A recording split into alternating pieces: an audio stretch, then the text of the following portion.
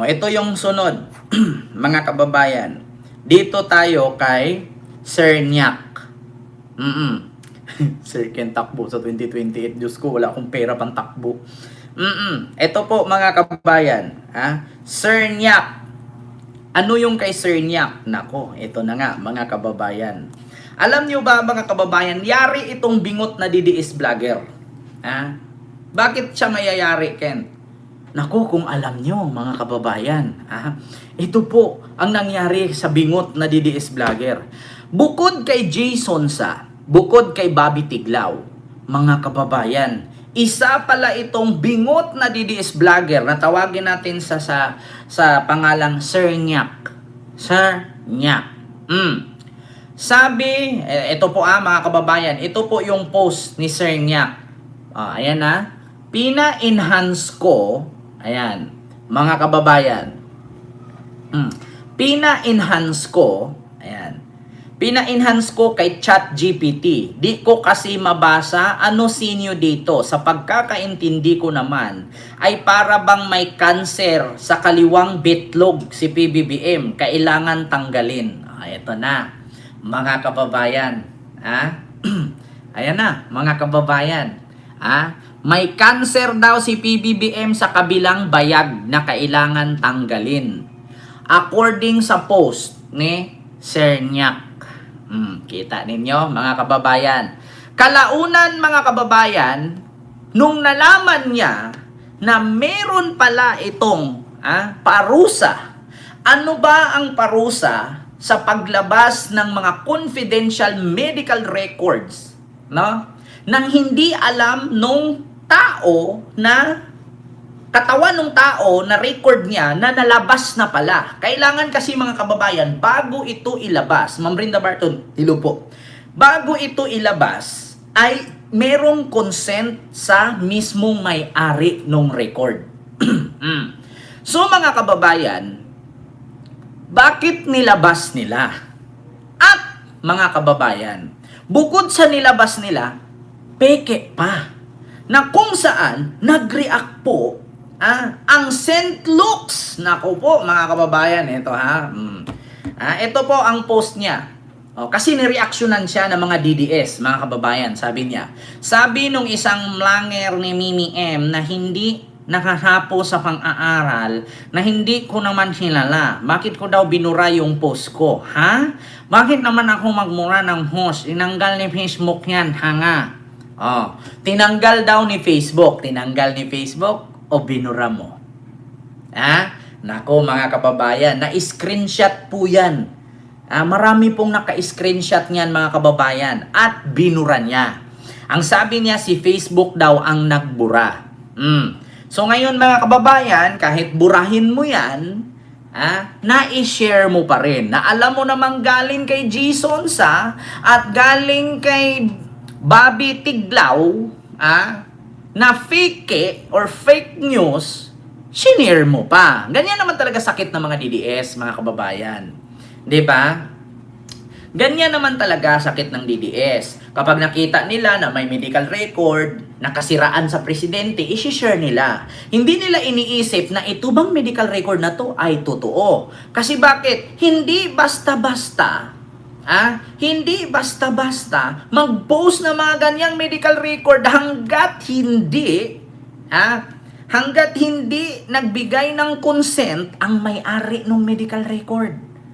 Pwede kang makasuhan, makulong ka ng 1 hanggang 6 na taon at may multa. Nako po, mga kababayan, pakinggan natin anong multa dito? Medical record ni PBBM. Ito na, mga kababayan, ni PBBM. Fake. Ayan, ito na. Sorry na parang Malacanang. Nagkakalat ng fake medical records ni BBM. Pwedeng makasuhan. Ayan, pakinggan natin Patay ka dito, bingot na vlogger. May mga kumakalat ngayon online na medical records galing daw sa St. Luke's. Ayon dito sa medical records na to, may malubhang sakit daw si BBM. Ginagamit ito to question his fitness and capacity as president. At syempre, tuwang-tuwa ang mga DDS kasi mamamatay na daw ang Pangulo at magiging presidente na si Inday. But be warned, this document is fake. Mismong St. Luke's ang nagsabi na fabricated at falsified ang document na yan. Patay. Remember, na merong legal liability, hindi lang ang gumawa ng fake document. Pati ang mga taong nagkakalat niyan ay may pananagutan sa batas. Patay. Oh. Kita ninyo? Oh, anong pananagutan? Ang creator ng fake document ay pwedeng makasuhan ng falsification of private document under the revised penal code. Ang parusa dito ay kulong from 6 months to 6 years. At dahil malinaw ang motive ng gumawa na siraan ng presidente at ipalabas na may malubhang sakit siya, pasok ito sa libel. At dahil sa social media kinalat, cybercrime yan. Patay. Ang parusa ay kulong ng 4 to 8 years. Hala! Oh. Pinaliwanag ni Attorney Carlo Ibanez na kung private citizen, ikinalat mo yung medical records niya, may parusa yan ng 6 months to 6 years. Pero, mas malala kasi nga medical record ng presidente ito, ikinalat mo, pasok sa libel. Merong kulong na 4 to 8 years. 4 years to 8 years. So, presidente yan. At take note peke pa. Doble to. Falsification. Tapos, nagkalat ka pa. Nako po, mga kababayan. Ito na nga. Kung private citizen, ang ginawaan mo ng ganyan, 6 months to 6 years. Ang problema, ang pinost mo, presidente. Pinakamataas na tao o pinuno, powerful sa ating bansa. So, 4 years to 8 years. So, bukod dyan, peke pa ang pinost mo. So, patong-patong ito. Nako, matong-matong aso mo nito, senya. Matong-matong aso mo. Mahuhulong ka 4 years to 8 years. Ninamay pa ang hinhooks. Pati si Nisunsa. Pati si Mami Jinglao. Nako, patay. Patay ka talaga nito, Sinyak. Yan ang sabi ko sa'yo, Sinyak eh. Dapat kasi, sabi mo pa naman, nakapag-aral ka, tapos may pinang-aralan ka, may degree ka, pero hindi ka nang iisip na yung pinost mo fake news.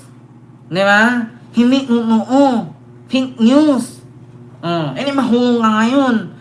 Okay lang sana kung ako yung hinus mo kasi hindi naman ako insinindi. Ang problema, insinindi kasi ang pinus mo mawal yun mawal. Matay ka nito, Senyak. Kulong ka talaga. Nako, kawawa ka niyan. Tapos sasabihin mo, binura ni Facebook. Marami nang nakasi-screenshot. Hindi kasi lahat ng ginagawa Senyak ay uhi. Advice ka pa kay Maharlika. Ito Sa National Bureau of Investigation, ilalapit na ng Malacanang sa National Bureau of Investigation o NBI ang sinumang pasimuno ng pagkalat ng pekeng medical report tungkol sa kalusugan ng Pangulo. Ayon sa palasyo, ito ay malaking usapin na dapat panagutan ng mga nasa likod nito. Magbabalita si Kyle Bulyas. Idudulog na ng Malacanang sa National Bureau of Investigation ang pagkalat ng pekeng medical report tungkol sa kalusugan ni Pangulong Bongbong Marcos. Ayon kay Palace Press Officer Undersecretary Claire Castro, dapat makasuhan ang mga nasa likod ang tinawag nitong destabilization sa administrasyon. Ang tanong ko niyan, paano mo ihaliwanag sa korte yan? Paano mo ipaliwanag sa korte na hindi mo hinawa yan, hindi totoo yan, wala kang hinalaman yan sa fake news na yan? Paano mo ipaliwanag sa korte? Kung ang korte makinig sa'yo habang nang-explain ka, wala na, hulong ka diretso, hulong. Yeah? Kasi kung mapaliwanag ka na yung korte, hindi ka maintindihan ng korte kung ano ang ipaliwanag mo. Kasi hindi ka na maintindihan. Naku po. Hulong ka talaga, Senyak. Hulong. Continue. Paliwanag nito sa DZRH, hindi biro ang usapin sa kalusugan ng Pangulo dahil pinalalabas umano ng peking report na walang functioning na presidente ang bansa. Hala? Ang sa akin, kung sino nag-upload, kung sino nagkomento, na kahit hindi doktor, nagkomento na para may kinalaman, Hala? sa akin palagay, dapat yun makasuhan. Opo. Kung nag-share ka lang, You can be innocent, you just shared it. Pero yung nagkomento ka na para bang gusto mong magkagulo yung taong bayan na ang Pangulo. Hala, kung nag-share ka lang tapos inosente ka, wala kang alam, okay lang yon. Pero yung post mo shinare mo na, may komento ka pa, chinat GPT, na hindi niya kasi maintindihan. Pero ang pagkakaalam niya, may cancer daw si PBBM. Ayan. Ito na tayo. Ito na tayo, Sernyak. Sabi nga ni yung Sernyak, attorney yan ha. Wag kang mangialam, Sernyak, kasi hindi ka attorney, ngungo ka. Sabi ni yung Sernyak, okay lang kung sinir mo lang. Ang humlema kasi, bago mo sinir, nang huminto ka pa na sabi mo, may cancer ang kamilang meatloaf ni PBBM na kailangan hanggalin. Siyempre maniwala ngayon ng mga bubong reporter nyo na may cancer sa itlog. Kaya malubha ang hakit. Si Sara na ang presidente. Diba? Ayan na, Sernyak. Ang sinabi ko sa'yo, Sernyak. Bingot ka na nga lang, wala ka pang utak. Yan ang masakit sa'yo Diba? Dapat sa'yo manahimik ka na lang diba? Mag-alagaan mo na lang yung pamilya mo, yung anak mo, magsari-sari store ka na lang Kasi bakit? May kapansanan ka na nga, ang lakas mo pa manira, ang lakas mo pa manlait. Tingnan mo, lahat halos pinagsisiraan mo. Tapos pag ikaw binalikan, ngingiti ka lang. Bakit? Immune ka na alam mo na yan Tanggap mo na yung hingot nga Diba? Ang tanong ngayon, huhulungan ka ba ni Hara nito? Tutulong ba si Sara sa'yo na hindi ka mahulong? Kahit magpaliwanag ka sa korte, hindi ka mapakinggan ng korte. Bakit? Hindi ka na maintindihan. Ay hindi na nagpa-function. Ibang klase yun. Aparte ng pag-stab. Una nang pinabulaanan ng Presidential Communications Office ang kumakalat na medical report at iginiit na maayos ang kalagayan ng Pangulo at may kakayahan pang gawin ang kanyang trabaho. Sa hiwalay na statement, sinabi naman ng pamunuan ng St. Luke's Medical Center na fake at falsified ang mga naturang dokumento. Naglabas din ng video ang Malacanang kagabi kung saan makikitang magkasama si Marcos at Castro para ipakita ang tunay na kalagayan ng Pangulo. Sa video, sinabi ni Marcos na hindi dapat mag-alala ang publiko at tuloy-tuloy lamang ang kanyang pagtatrabaho. Ito yung mga inaantay na ako mamatay. Huwag kayo ma-excited. Nasumobra na naman ang pagka-excited ninyo. Andito pa ako. I'm running the government. We're doing everything that needs to be done. Walang patid ang trabaho ng gobyerno. Para sa MBC TV Network News, ito si Kyle Bulias ng Deezer H. Una sa Pilipinas, una sa Pilipino. Diba? Tapos nag-post pa siya dito mga kababayan, si Sernyak. Ito yun kasi diba nag-react si Sara. Yung sabi ni Sara na, asan na ba si BBM? Bakit? Ano ba nangyari kay BBM? Kunwari, walang alam gala kasi ng gala, kaya hindi alam. Ito yun mga kababayan. Pati si Libiran. Ito Ito mga kababayan, meron pa siyang post dito. Ang sasama talaga ng ugali ng mga kakampuki. Sabi niya, ito yun mga kababayan. Uwi na po BP Sara. Kasi BBM meeting kay San Pedro. Di ba? Sabi niya, ito sabi ni Jack. Uwi na po BP Sara. #BBM meeting kay San Pedro. Inday Sara Duterte. Pakinggan natin Mo ba?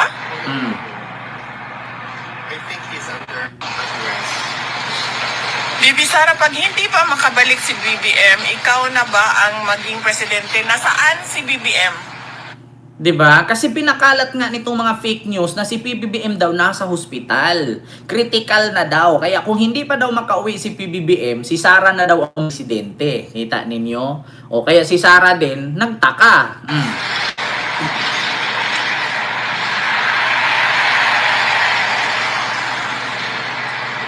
Asan na si BBM? Asaan daw si PBBM? Mo ba? Totoo ba? Sabi niya.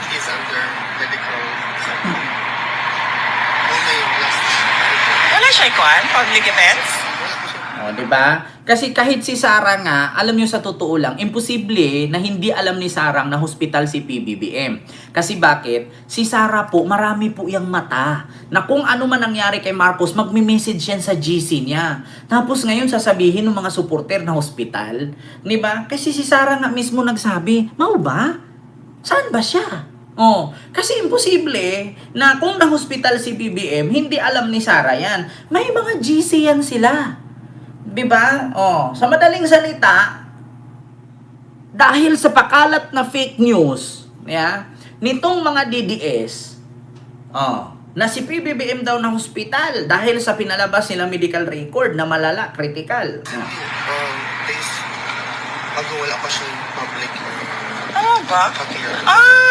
So mo gid ito ingon ni Senator Amy sa iyahang statement na may nagkakasakit dahil hindi inaalagaan. Lagi nang kinabuhi gyud.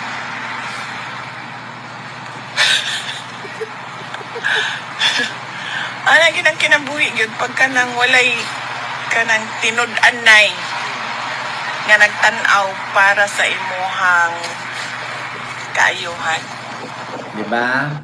Actually, wala namang sinabi si Sarah dito na masama. Ang sabi niya, ganyan talaga ang buhay. Kapag walang tumututok sa'yo na walang tutulong sa'yo. Kumbaga, walang nag-guide sa'yo. Ganyan talaga ang buhay. Yung hindi tinitignan at hindi ka kumbaga, walang nagmumonitor. Yun ang ibig niyang sabihin. Ganyan talaga ang buhay kapag walang ganun, di ba? Wala ba siya sinabing masama? Ang problema lang dito, ang nagkalat, ay yung mga supporter niya, mga bobo. Di ba? Ganun yun. Mga kababayan, ako nga, hindi ko masyadong ma-explain yung sinabi ni Sarah kasi mismo si Sarah hindi niya alam yung sasabihin niya. Kaya pasensya na kayo mga kababayan na hindi ko rin ma-explain sa inyo yung sinabi niya kasi hindi ko rin maintindihan eh. Di ba? Pasensya na kayo. Kayo na lang umintindi, napagod ako eh. Yeah? Kung hindi ko man ma-explain ng ayos yung sinabi niya. Di ba? Pasensya na kayo kasi siya na din mismo hindi ko rin maintindihan. Atik-atik lang siya, wala kabalo. Hindi talaga niya alam yun, Ma'am Adila. Hindi niya alam yun. Kasi ang pagkakaalam ko, ang nasa utak kasi ni Sarah, impeachment. Hindi niya alam yung mga ganyan chismis. Alam ko si Sarah, ka-GC ko yan eh. Ay, sorry, nadulas. Kasali ako sa GC nila eh. Hindi niya alam yun. Hindi niya alam. Pero pasensya na kayo ha. Mahirap kasi mag-explain ng hindi rin alam nung nag-explain yung sinasabi niya.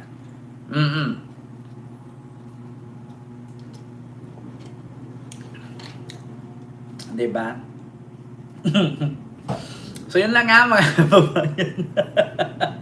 Yung aking reaction no sa mga oras na ito. Nako, mga kababayan, Diyos mio Marimar. Ayan na nga. Sirnyak. Sabi ko sa'yo, Sirnyak. Nako, paano yan kapag nahulong ka tapos papaliwanagin ka sa korte? Lang, hindi ko talaga sinasanya yung pinost mo sa Facebook. Hindi ko masabi. Hindi ko alam. Basta nakita ko lang. Nang-react lang ako. O baka sabihin naman, di ba? Baka naman sabihin, mga kababayan, na PWD siya kasi ngungo siya. Idadahilan niya. Makikita naman sa mga post niya yan eh. Di ba? So, yun lang po mga kababayan. Later po, may live po tayo ulit, no? Mga alas 9. Alas 9, Kapin, no? Sa Bisaya. Alas 9, Lagpas. So, yun lang po, mga kababayan. Maraming salamat po. Hiring ng translator sa hearing ni Sir Nyak. Naku, Sir Kino, yun lang. 'Di ba? So, maraming salamat po. Maraming salamat sa inyong lahat. Hindi ko po maisa-isa. Like po tayo, mga kababayan. Ipantay po natin yung ating like.